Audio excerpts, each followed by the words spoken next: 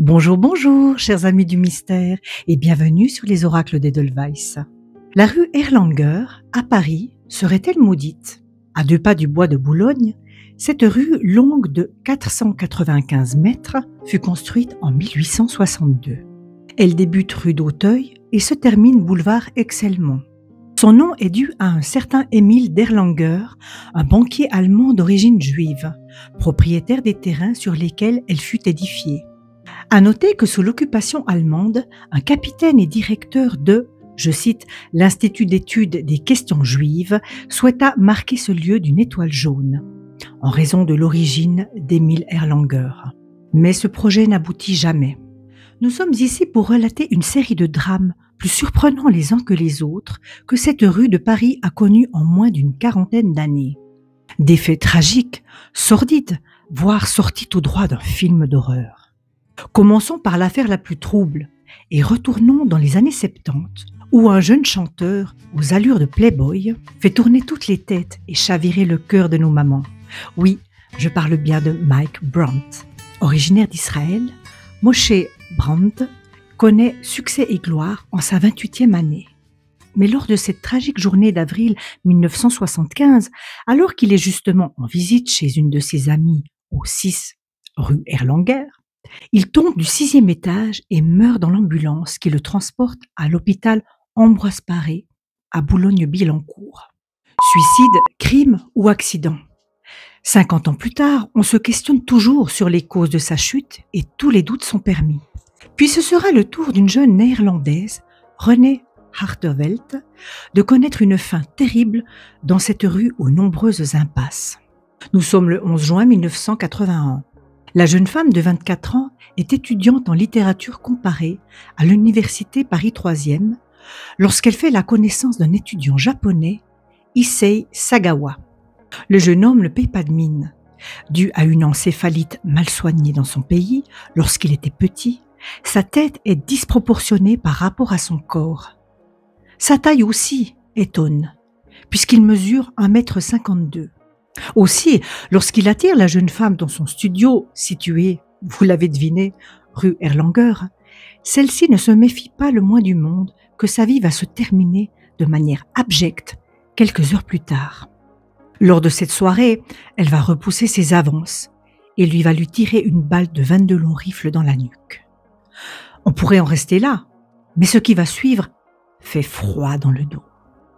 Issei Sagawa va la violer, puis va gentiment s'atteler à déguster, comme il le dira plus tard, diverses parties de son corps.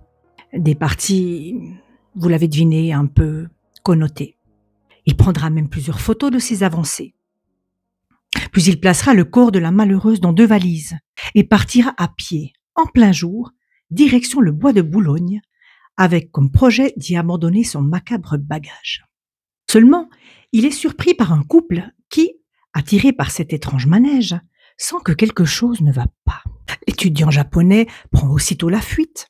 Le couple s'approche des valises, les ouvre et est saisi d'horreur. Il prévient aussitôt les forces de l'ordre qui ne mettront pas longtemps avant d'arrêter le jeune homme. Issei Sagawa a toujours prétendu que l'envie de manger de la chair humaine avait été l'unique objectif de ce crime atroce. Et l'ironie du sort veut que grâce à l'appui de son père, un homme influent au Japon, il est extradé au bout de quelque temps et retourne vivre tranquillement dans son pays, en toute liberté, devenant même une sorte d'artiste iconique sur place. Mais ça, c'est une autre histoire. Revenons donc à la rue Erlanger, où pour couronner le tout, un terrible incendie ravage tout l'immeuble situé au 17 bis durant la nuit du 4 au 5 février 2019. Parti du 2e étage, les flammes se propagent à une vitesse folle jusqu'au 8e. Les pompiers parviennent à sauver 64 personnes, mais l'incendie aura fait plus de 90 blessés. Rapidement, l'enquête se dirige vers une piste d'origine criminelle et l'incendiaire présumée est une résidente de l'immeuble lui-même. Il s'agit en effet d'une femme de 41 ans qui, après une altercation avec des voisins, a agi par vengeance en allumant l'incendie. Dépendante à de nombreuses substances, elle sera considérée malgré tout responsable pénalement et sera jugée devant la cour d'assises. Alors, après tous ces faits, est-ce que l'on peut considérer que la rue Erlanger, au fil des drames et des atrocités, pourrait être au cœur d'une malédiction inconnue? Nous allons aujourd'hui nous pencher sur la question, juste après ceci.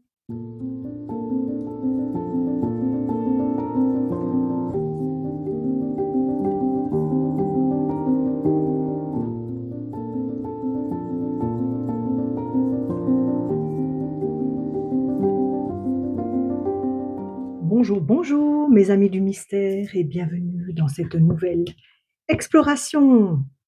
Alors, j'ai la pyramide du Louvre ici, vous voyez, on peut symboliser comme ça, et j'ai même trouvé une petite tour Eiffel qui va nous accompagner tout au long de ce tirage.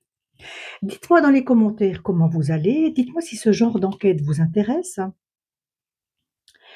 Et puis alors, on va commencer cette étonnante affaire de la rue Erlanger. Moi, je le prononce un petit peu à l'allemande, hein.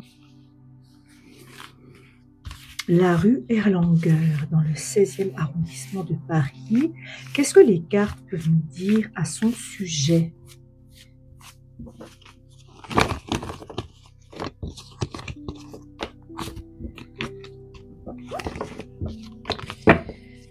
Alors, qu'est-ce qu'on a si on coupe?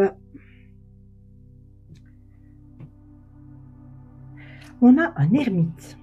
Tiens, tiens, intéressant. J'espère que vous voyez bien. Je tresse un petit peu, voilà. L'ermite. L'isolement, on peut nous parler d'un personnage aussi qui a un personnage en retrait, un personnage peut-être un peu mystérieux comme ça, qui a pu vivre dans le coin.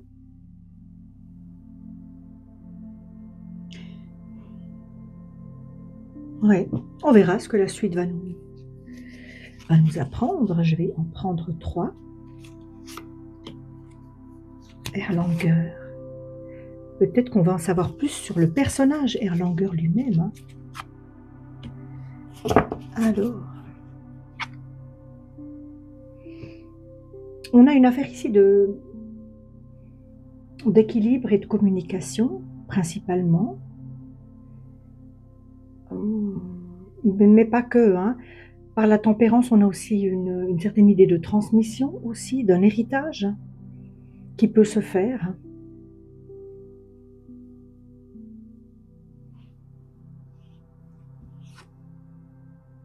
On a ici la justice. D'accord.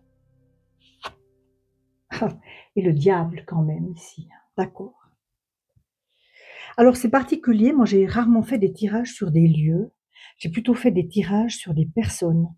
Alors faire un tirage sur un endroit, c'est une autre énergie, hein. C'est tout à fait différent de ce que je fais d'habitude. Mais ce que je peux déjà dire, c'est que il y a passablement eu, il y a eu peut-être à la base une affaire de transmission, mmh, quelque chose d'intergénérationnel qui se transmet quand même. Il y a une idée ici de génération en génération. Il y a quelque chose qui, dans cet endroit, qui reste, qui perdure malgré les époques, hein. Voilà. Mmh, est-ce qu'il y avait un cours d'eau? Est-ce que bon, il y a la Seine à Paris. Est-ce que tout près, il y avait une autre source? Quelque chose, on allait puiser à la source, au propre, mais peut-être au figuré aussi. Il y a aussi une affaire de justice. Alors ça m'évoque, probablement peut-être même des exécutions ou mmh, des jugements,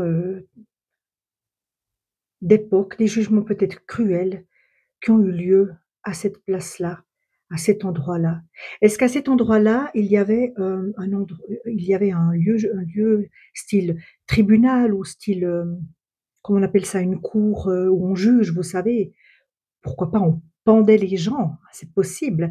Un endroit qui est imprégné par une idée de justice, mais une justice vraiment tranchante, une justice, ouais, implacable. Est-ce que c'était un lieu justement comme ça, à l'époque? Un des nombreux lieux qu'il y avait en France, où on a jugé beaucoup de gens, où on a pu exécuter les personnes aussi. Moi, je vois ça comme ça. Et puis bien sûr qu'avec le diable, on a quand même un esprit qui plane là de perversion d'une certaine façon, hein. Bon, intéressant, qu'est-ce qu'on peut nous dire de plus sur la rue Erlanger? Peut-être sur le personnage qui a donné son nom. Mais pour moi, c'est bien avant lui, hein, c'est bien avant les années 1800, hein. Faut remonter loin, hein, faut remonter, en tout cas à l'époque médiévale, je pense, hein, si ce n'est pas encore avant, en Antiquité. Le pape inversé, l'empereur et la lune. Alors avec la lune, on a tout ce qui est caché, tout ce qui est secret, mais oui, il y a des choses troubles, il y a des choses,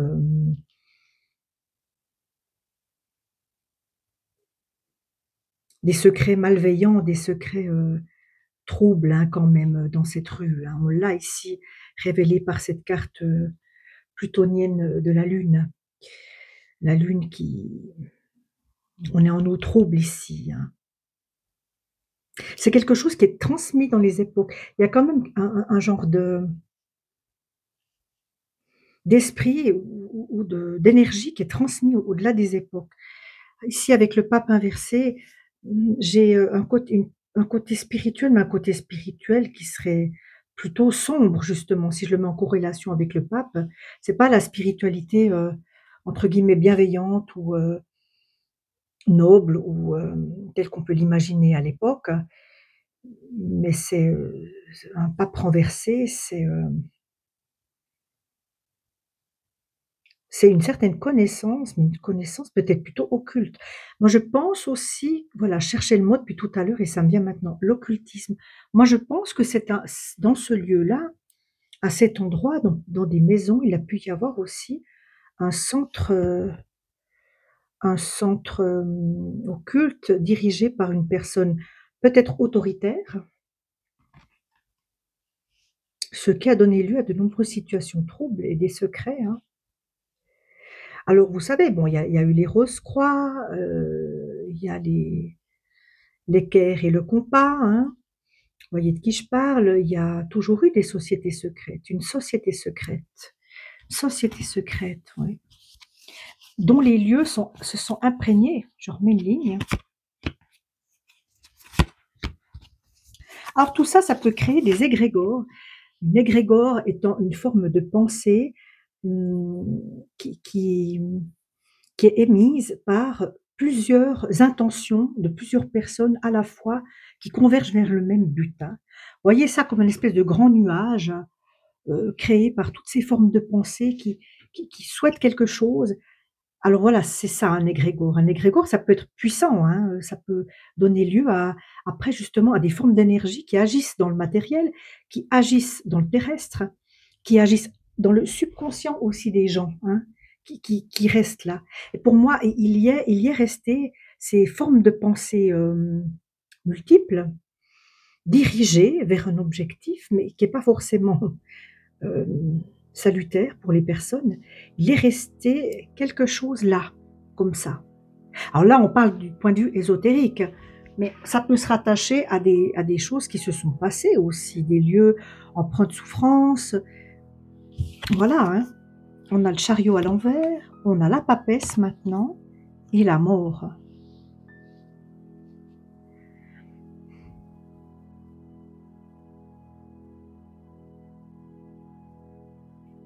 Un savoir qui a été transmis, un savoir, occulte qui a pu être transmis, qui perdure depuis toutes les générations.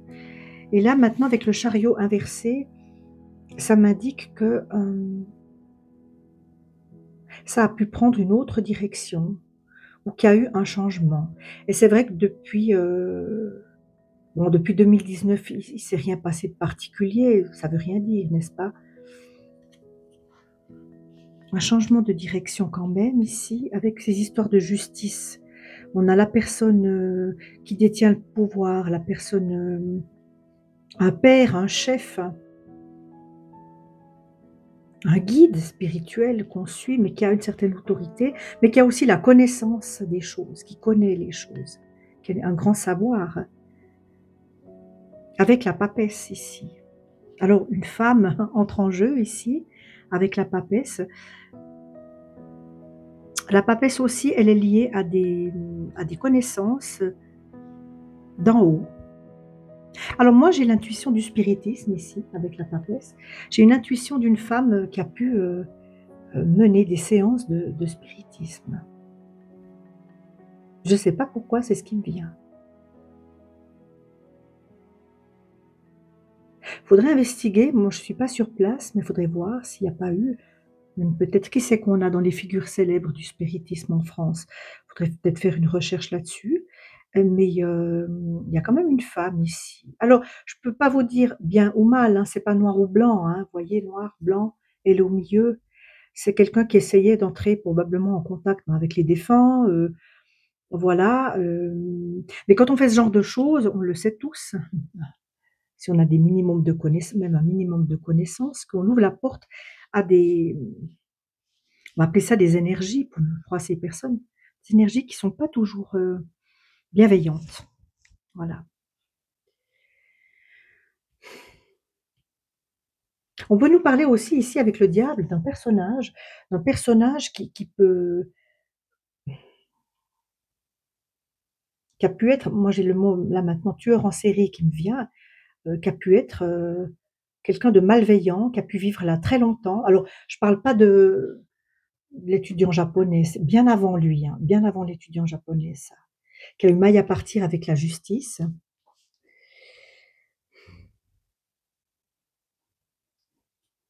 Quelqu'un dont les énergies ont été transmises ici dans cette rue et qui a commis des actes, des actes criminels probablement, ou en tout cas des actes sordides dans cette rue. Mais qui a peut-être jamais, je sais pas moi, qui a peut-être jamais été découvert, ou peut-être qu'il est juste né là, mais son imprégnation y est restée. Vous voyez, c'est pas forcément un tueur en série qui a sévi là pendant toute sa vie, mais qui est lié à cette rue, hein, qui est lié à cette rue. C'est resté secret cette affaire et ça conduisait à la mort de plusieurs personnes, même peut-être d'enfants, hein. Mais c'est vieux, hein. Moi, je vois ça antémédiéval encore, hein. Ouais, ouais. Mais c'est un endroit quand même. Voilà, Paquita vous dit bonjour. Coucou la belle. C'est un endroit quand même qui est pas serein, hein. C'est pas un endroit. Alors, je peux pas vous dire qu'il y a un cimetière là, comme on dit classiquement, ou qu'il y a eu des batailles, probablement, mais c'est lié quand même à l'esprit de quelques personnes qui sont venues successivement. D'abord une personne, je dirais, qui a commis des crimes, mais il y a fort longtemps. Vers le 17, 16e, ouais, 17, 18e, il y a eu un groupe occulte. Il y a eu aussi peut-être ça c'était plus au début du siècle passé, le spiritisme avec une femme. Mais tout ça combiné, vous voyez, ça a créé des ondes pas très cool. Bon, on va voir hein, si on est dans la bonne voie. Il y a plusieurs personnages, hein, on m'a dit que plusieurs figures, je dirais, un peu emblématiques, pas forcément connues non plus. Hein. Vous savez, on peut être une femme, faire du spiritisme, ou comme moi, des tirages de cartes, et j'ai pas ma tête dans tous les journaux. Mais on attire des énergies, hein. Ça, je crois qu'on est fait d'énergie, hein. Personne ne peut le nier. Après, elles peuvent s'installer dans des maisons, dans des arbres, dans des objets aussi. Je vais utiliser ici l'éteia. Pareil, un truc d'époque, justement. Il faut un truc un peu vieillot pour que je me connecte aux égrégores de ce monsieur, de cette dame, de ce groupe de pensées.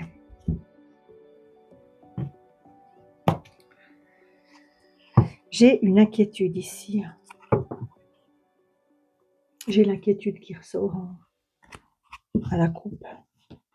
Il y a un climat qui est pas serein. Alors, il y a des personnes qui y habitent depuis des années, qui disent qu'elles s'y sentent bien, parce qu'on n'est pas tous et toutes réceptives aux mêmes énergies, vous voyez. Mais il suffit, c'est un peu du hasard aussi, même si je ne crois pas au hasard. Il suffit qu'une personne qui a déjà, comprenez, une hypersensibilité, qui a déjà en elle un côté sombre peut-être, soit confrontée à certaines énergies en un certain lieu, à une certaine époque, elle est réceptive, elle va faire des choses sans même savoir réellement d'où ça lui vient.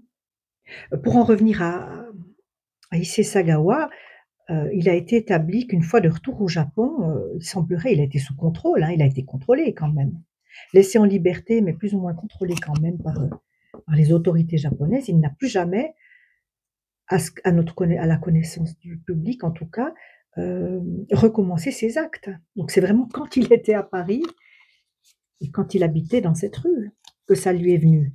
Donc, vous voyez, c'est quand même particulier. Je vais essayer de voir ce qui saurait. Alors, Erlanger. J'aimerais qu'on parle un peu de personnage. Ah, voilà. Vous voyez, il y a quand même la carte de la folie qui ressort, hein. Et ça ne me surprend pas du tout. On a le fou ici, la folie. On perd la tête. Certaines personnes peuvent y perdre la tête, perdre la raison. On ne sait pas pourquoi on se lance d'un balcon. On ne sait pas pourquoi on a besoin tout d'un coup de manger de la chair humaine. Mais ça vient d'un coup. C'est surprenant, vous trouvez pas? Dites-moi dans les commentaires, si vous connaissez la rue, si vous vous êtes déjà promené, qu'est-ce que ça vous inspire, hein? Je serais bien curieuse de connaître un peu vos opinions là-dessus. Alors, qu'est-ce qu'on a ici? On en a beaucoup. Bon, j'ai la force, il y a une certaine domination ici. J'ai une question de noblesse aussi, des pourparlers. De nouveau la justice. Et une union, mais une union inversée. Une union... ouais. On a uni ses forces. On a uni ses forces. Et moi, je pense que c'était l'empereur qu'on avait avant avec la papesse, hein. Ça a créé quelque chose là. Un nœud énergétique. On a une fibrune. On a une perte. On a l'héritage. Je vous parlais d'héritage. C'est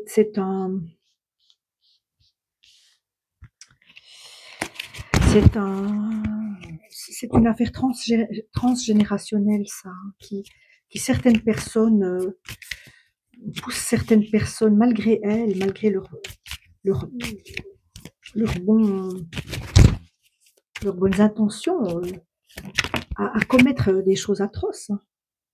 Le passé, ça vient du passé, ok. Oui, oui, ça fait un moment qu'il y a eu des choses qui ont été... Moi, je dirais qu'il y a des énergies qui ont été convoquées, hein, à cet endroit, mais elles y sont restées. Peut-être qu'il faudrait faire un petit nettoyage. Moi, j'ai pas cette capacité. Une nouvelle. On avait le changement aussi avant. Peut-être qu'un changement serait nécessaire. Il faudrait changer les énergies du lieu. Il y a des personnes qui nettoient, qui purifient les lieux, hein.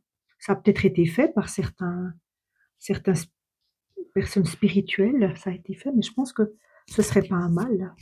Bon, d'accord.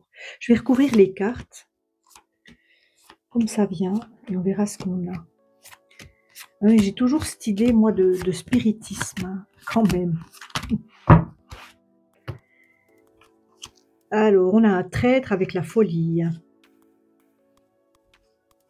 Bon, moi, je ne pense pas qu'il s'agisse de Monsieur Erlanger, qui d'ailleurs n'a pas vraiment résidé dans cette rue, hein. Il avait des terrains, mais... Une personne qu'on a trahie, que ça a rendu peut-être fou, et qui s'est mis peut-être après à faire des invocations, des choses pas très sympathiques. Des sages avis.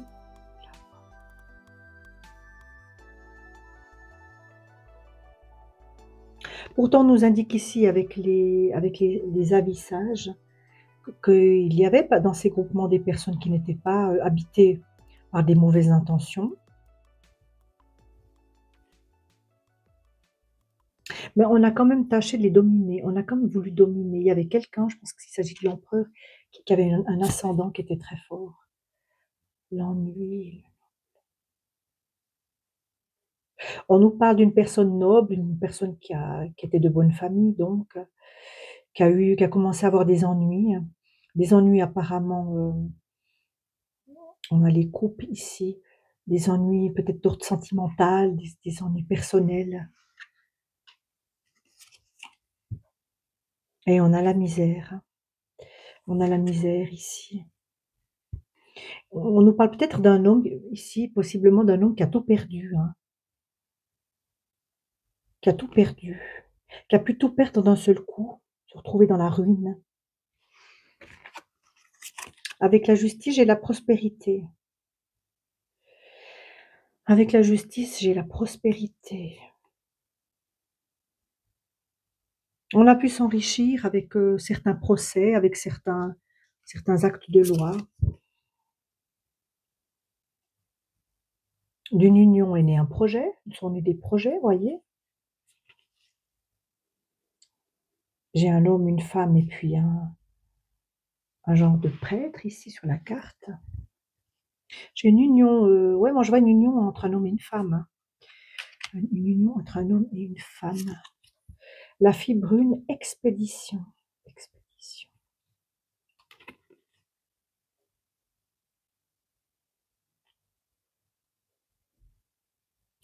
Alors, j'ai une figure qui me vient maintenant, une association d'idées peut-être simplement. Avec la fille brune et l'expédition, avec le mot expédition, j'ai eu expédition à l'époque, hein. Quelle femme faisait des expéditions dans les années, je crois fin du 20e, début 21e? J'ai Alexandra David-Néel qui m'est revenue. C'est une femme qui a beaucoup voyagé au Tibet, notamment à Lhasa, bien avant l'occupation chinoise, puisqu'elle y a fait ses voyages au début du 20e, je dirais. Je sais pas, j'ai cette femme qui vient là, Alexandra David-Néel, la fille brune qui fait des expéditions. Il n'y en a pas eu 20 000 à son époque, hein.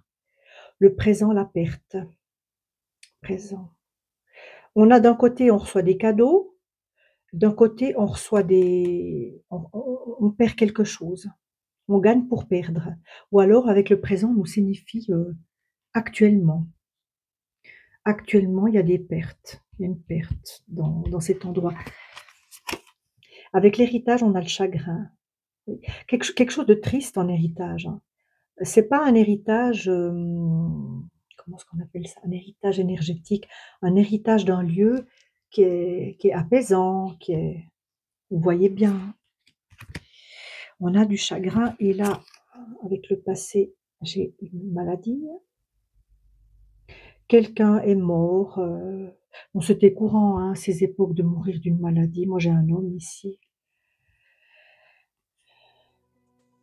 Mais j'ai quand même ici la maladie, la folie, hein. Ouais, c'est particulier quand même. L'héritage, la justice. On a une victoire avec une nouvelle.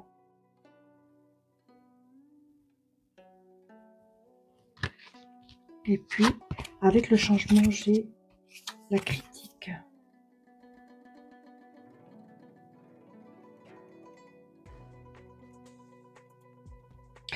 Ouais, pour moi, ce lieu devrait être nettoyé énergétiquement, de toute façon. Comme beaucoup de lieux, hein, d'ailleurs, c'est peut-être pas le seul. Mais au départ, j'ai quand même une question de folie. Une question de folie. Pour moi, il y a des personnes qui touchent à l'ésotérisme, au spiritisme, et ça les fait virer comme ça. On peut le faire par appât du gain, on peut le faire par ennui, voyez. Un noble, un noble qui s'ennuie, par exemple. On sait très bien que, contrairement à ce qu'on peut croire, ces histoires de spiritisme, c'était chez les nobles, hein. Les pauvres n'avaient pas le temps de s'amuser à convoquer les esprits, hein. Mais dans ces générations 17, 18e, 19e, même 20e, pourquoi pas, qui c'est qui s'amuse dans des grands salons à faire tourner les tables? Ben, ce sont des gens quand même plutôt nobles. L'ennui, c'est que ça a foutu la merde, si je peux dire, jusqu'à aujourd'hui quand même. Parce qu'il est resté cet égrégore, puis cet esprit qui est empreint de mauvaises choses, vraiment, quoi, mauvaises choses. Alors j'irai regarder Alexandra David-Néel, si elle a un lien avec Paris. Ah, mais elle était française, ça je le sais, si je me trompe pas. Je suis en train d'avoir un doute, mais je crois, hein, qu'elle venait de France. J'irai voir un petit peu son si elle peut avoir un lien avec tout ça, mais il y a une alliance entre un homme et une femme aussi. Moi, je vois ça dans un groupement occulte et malheureusement, les énergies sont restées, voilà. Mais je suis déjà assez avancée. Écoutez, on va prendre une petite carte de l'oracle victorien. Voilà, donc pour moi, ce sont des égrégores. Il y a quand même des égrégores qui sont restés. Hem,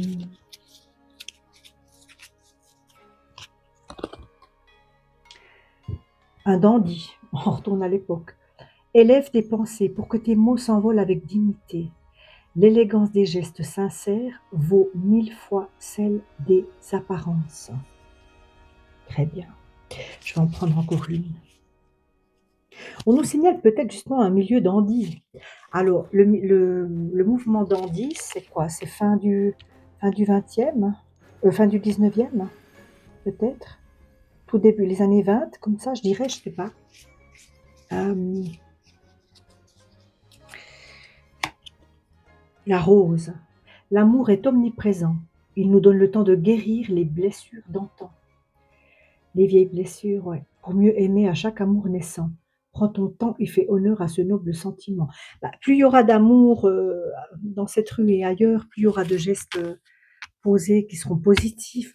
Tout ça, ça désalimente, hein, l'égrégore négatif, l'égrégore de haine ou de violence ou de mort qu'il y a là-bas. Hein. Ça, c'est sûr. Mais ça suffit des fois pas.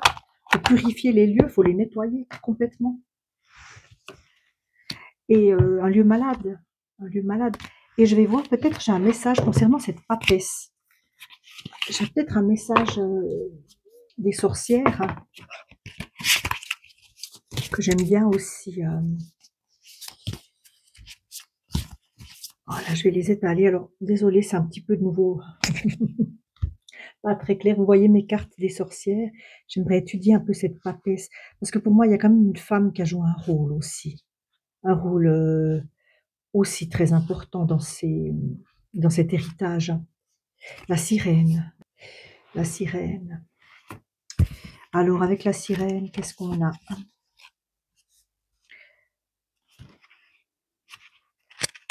Bon, il y a l'appel, il y a le leurre. Hein, on chante pour attirer des marins. Séduction. Séduction, voix marine. Ouais, c'est la carte de la séduction. Alors, le pouvoir de cette sirène. Ces chants de brume et de conques marines enroulent et bercent. Ils ont de puissants pouvoirs de persuasion et de guérison. Ils sont de lune et de nacre, on avait la lune, à tout féminin des clairs obscurs. Le maléfice de cette sirène, vouloir séduire encore et toujours en utilisant les charmes sans que la profondeur des sentiments ne soit absolue. Le jeu est manifeste et peut blesser. La, la superficialité souvent présente. Ouais. Et à l'envers, parce qu'elle est venue quand même à l'envers, un repli sur toi-même qui t'empêche de montrer tes valeurs, la lumière, les capacités artistiques et guérisseuses, le monde est vaste. Cette carte peut entraîner en des voies aussi téméraires que fructueuses, si tu sais la lire à l'endroit, et ne pas oublier le côté ambigu et trompeur de la sirène. Voyez, il y a ce côté de découverte, d'expédition, le monde est vaste. Moi, je reste avec une pensée pour Alexandra David-Neil. Je ne sais pas pourquoi. Ben, dites-moi dans les commentaires ce que vous pensez de toute cette histoire.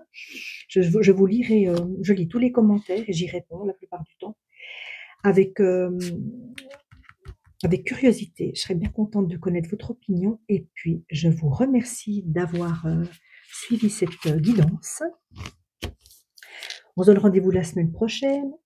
N'oubliez pas, ça ne vous coûte rien, mais pour moi c'est beaucoup de sonner sur la petite cloche, vous abonner, de liker, vous pouvez partager aussi, je vous en suis grandement reconnaissante. Prenez bien soin de vous et faites attention aux endroits que vous visitez. À bientôt.